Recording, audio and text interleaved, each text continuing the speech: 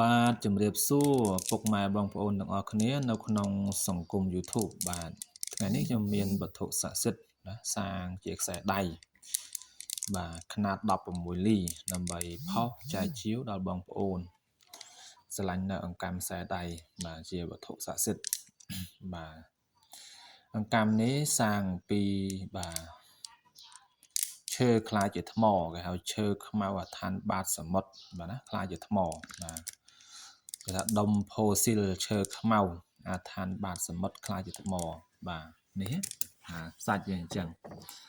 បាទនេះដល់ពេលយើងកាត់ហើយអីហើយអញ្ចឹងដល់ពេលយើងលុញទៅក៏វាក៏កើតទៅជាបាទអង្កាំខ្សែដៃបាទឈើខ្មៅបាទអាថានបាតសមុទ្រຂະຫນາດ16លីបាទណាបាទដៃខ្ញុំពាក់ធំពេញតែម្ដងបាទណាបាទយើងមើល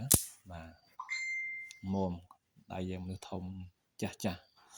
បាទគីឡូ60បាទ60ជាងគីឡូ7អីហ្នឹងបាទពីគីឡូ60ដល់គីឡូ7អីហ្នឹងបាទគីឡូ8អីក៏ពាក់បានដែរបាទ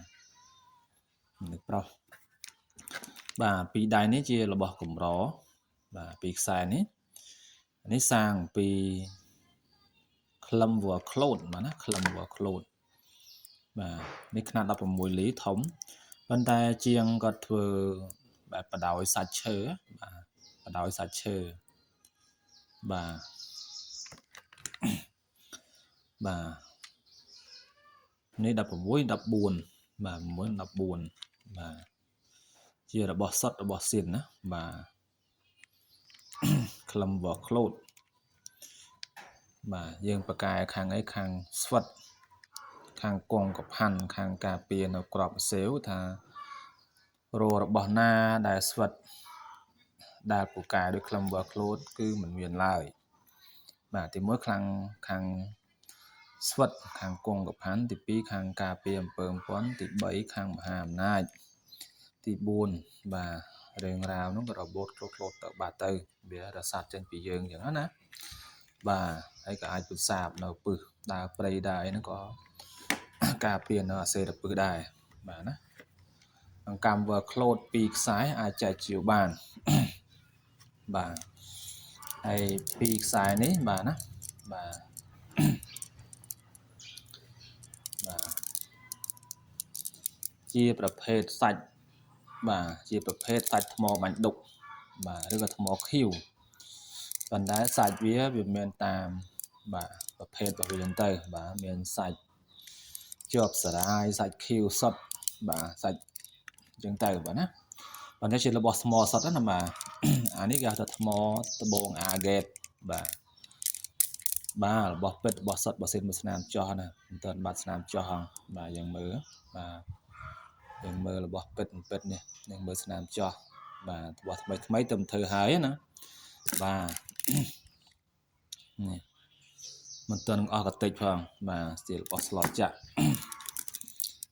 បាទនេះជាគេហៅថ្មសរសៃឈាមអីចឹងទៅបាទជាគេជឿថារបស់ថ្មណាក៏ដោយឲ្យតែមានសរសៃដោយសរសៃឈាមគឺថាថ្មនោះនឹងមានអានុភាពដែលជាអាចរើសទុកតាមខ្លួនបាទទី1យើងពាក់ទៅធ្វើឲ្យសរសៃឈាមយើងហ្នឹងសម្ពាធសរសៃឈាមហ្នឹងរត់ដើរស្មើបាទទី3នាំនូវភាពត្រជាក់ត្រជុំទី4ថ្មនេះអាចនឹងមានវិញ្ញាណអញ្ចឹងទៅបាទមានវិញ្ញាណបាទអាចខំក្រងនៅមនុស្សទាំងឡាយបានព្រោះថ្មនេះយើងអាយុកាលបាទជួនកាលអាយុកាលលើសទេវតាទៀតណាព្រោះកកើតផែនដីមកគឺវាមានមកស្រេចហើយបាទអញ្ចឹងថ្មនេះគឺប្រើខាងត្រជាក់ត្រជុំច្រំច្រើនបាទຂະຫນາດ12លីបាទຂະຫນາດ12លីបាទស្រឡាញ់ពេញចិត្តអាចចែកជាវបានណាបាទ